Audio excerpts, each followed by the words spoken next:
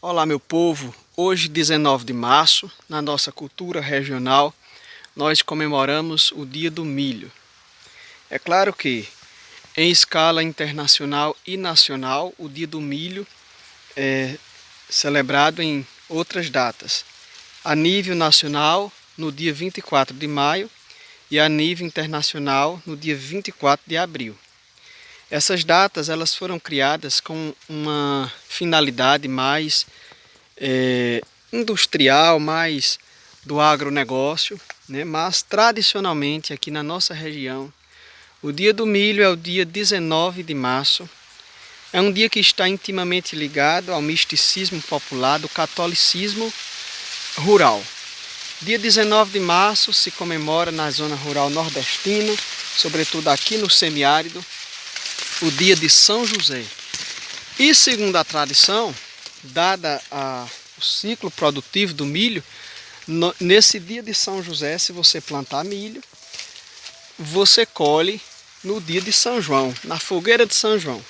Então, nessa lógica, essa tradição se criou no Nordeste, sobretudo aqui no semiárido, de comemorar o dia do milho no dia 19 de março. Por ocasião dessa data, eu não poderia deixar de fazer uma chamada aqui nesse vídeo para que nós pudéssemos atentar para essa cultura que já está intimamente ligada à agricultura familiar, à agricultura do semiárido e, por que não dizer, à agricultura de todo o Brasil. O milho teve sua origem muito provavelmente no México. Os estudos botânicos, sobretudo auxiliados pela arqueologia, vão mostrar registros iniciais daquela planta primitiva que deu origem ao milho lá no século, ou melhor, lá no México, em regiões remotas, onde havia uma agricultura mais de melhoramento, uma agricultura inicial de mais ou menos 7.000 anos atrás. Então, há 7.000 anos atrás já se tem indício do cultivo daquela planta primitiva que foi evoluindo até chegar ao milho que nós conhecemos hoje. A família botânica do milho é a família Poaceae. Se trata de uma gramínea de extrema importância para a alimentação das pessoas, dos animais e também utilizado na produção de bioenergia. Tem se tornado uma das principais culturas do nosso país, sendo o Brasil responsável, ocupando o terceiro lugar como maior produtor de milho do mundo, né? Então, saindo dessa lógica da macroagricultura, da agricultura industrial, de uma agricultura mais voltada aos negócios, nós voltamos para a lógica da agricultura do povo, da agricultura que alimenta, da agricultura que conta história, que nos liga às plantas, que nos liga aos animais, à natureza.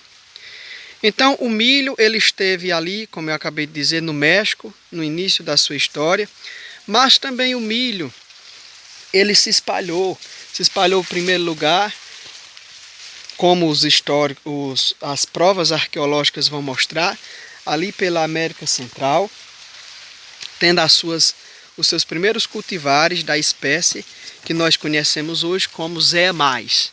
É a espécie, o nome científico da espécie principal do milho cultivado atualmente. Existem outras espécies, existem outras parentes do milho, mas a espécie que nós mais conhecemos, que está ligada a toda essa história, é a espécie Zea mais. Então, o milho, nesse contexto, nós podemos dizer que saindo ali do México, pelas populações daquelas civilizações antigas, ele vem pela América Central, adentra no continente sul-americano e se desenvolve no sul do Peru.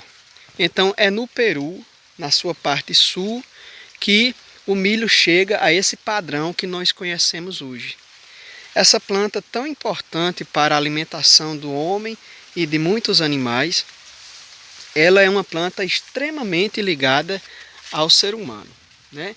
Ela hoje não conseguiria mais, por exemplo, sobreviver sozinha na natureza, dado que as constantes seleções realizadas pelo homem fez com que a espiga que antes era um folículo, né, que saía e emitia as suas sementes, ficava ali na parte parecida com o pendão. Aquelas sementes caíam na natureza e rapidamente poderiam germinar. Mas com o processo de seleção, esse milho ele foi passando a separar a parte reprodutiva masculina, que é o pendão, da parte reprodutiva feminina, que é a espiga. Então, na espiga existem várias camadas de palha. Vou mostrar aqui para vocês, mas vocês já conhecem. Esse milho aqui ainda não está na espiga, mas já está no que nós chamamos de boneca.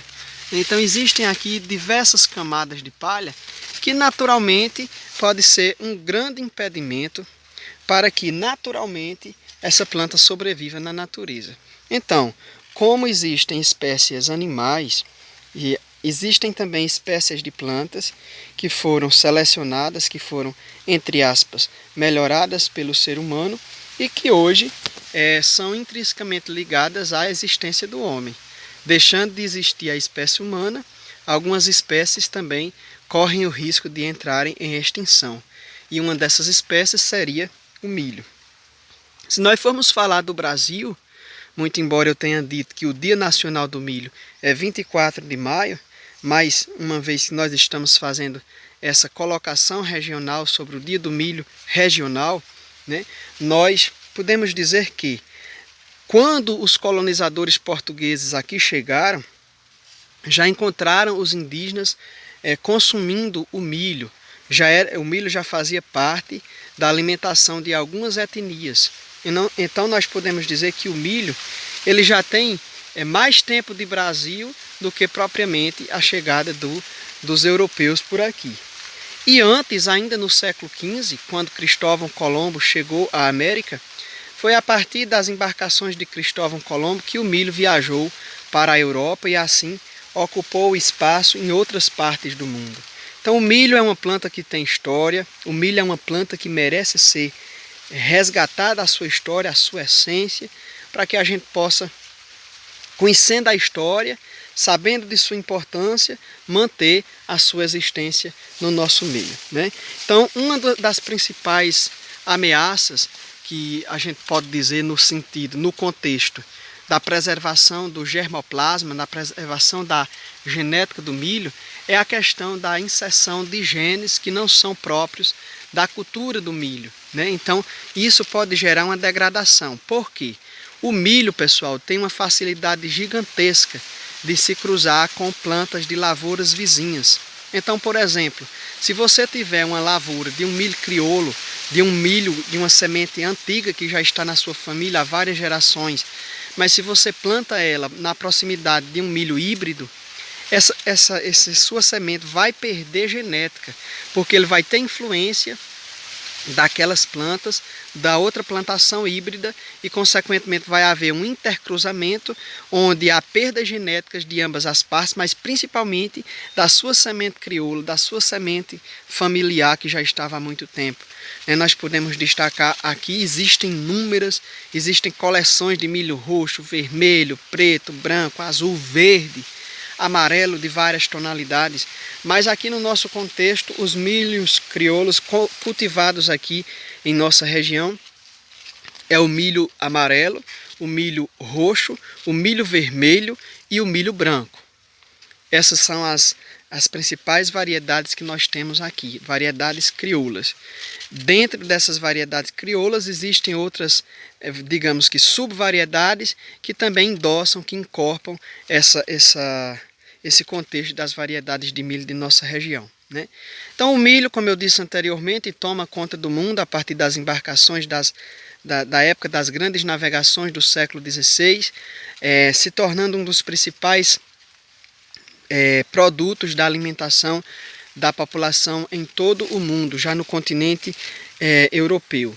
Lá, é claro, uma vez que essa planta inicialmente era utilizada para a alimentação dos animais, então durante muito tempo a elite europeia fez resistência ao cultivo e ao consumo dessa planta, ficando ao cargo das populações pobres e fora da elite disseminarem essa planta lá pelo continente europeu, também pela Ásia, pela África e por todo o mundo. No Brasil, essa planta passou automaticamente dos indígenas para os escravos.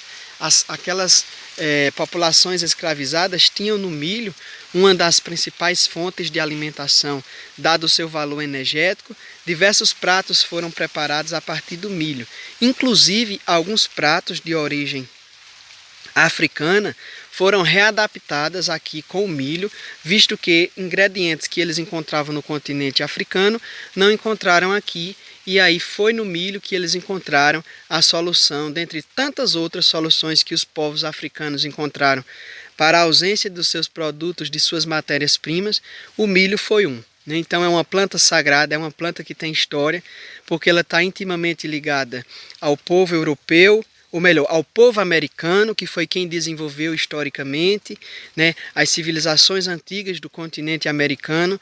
Então é uma planta nossa, é uma planta americana, mas que hoje não tem mais fronteira para ela. Ela se encontra disseminada em todo o mundo, mas ao mesmo tempo que ela está disseminada em todo o mundo, nós sabemos que ela é uma planta que está intimamente ligada à existência do ser humano. Aqui no Nordeste, todos os agricultores que ainda insistem em plantar o milho sempre fazem essa casadinha desse consórcio milho e feijão. Feijão de arranca aqui no brejo, feijão de corda ali na parte baixa no sertão, né? Então milho. Tem milho para pipoca, tem milho para angu, para xerém, para polenta, para canjica, para pamonha, para bolo de milho verde, para bolo de milho seco, para fubá, fuba, para cuscuz, né? Então são alguns dos alimentos que o nordestino alimenta-se ao decorrer do ano, né? Alguns são mais concentrados na época da safra, né? Que é as comidas feitas do milho verde, como a gente chama, e o outro é aquele milho seco que vai dar outros ingredientes para outros pratos na parte do ano onde não se tem o cultivo do milho tradicionalmente. Mas o que se sabe é que o nordestino come milho ou produto derivado dele o ano todo. As galinhas de capoeira que estão aí fazendo sucesso nos restaurantes regionais e a polenta, a galinha foi alimentada com milho, a polenta vem do milho, o angu vem do milho, o xerém vem do milho, né? Então a base da ração animal hoje em dia é o milho, né?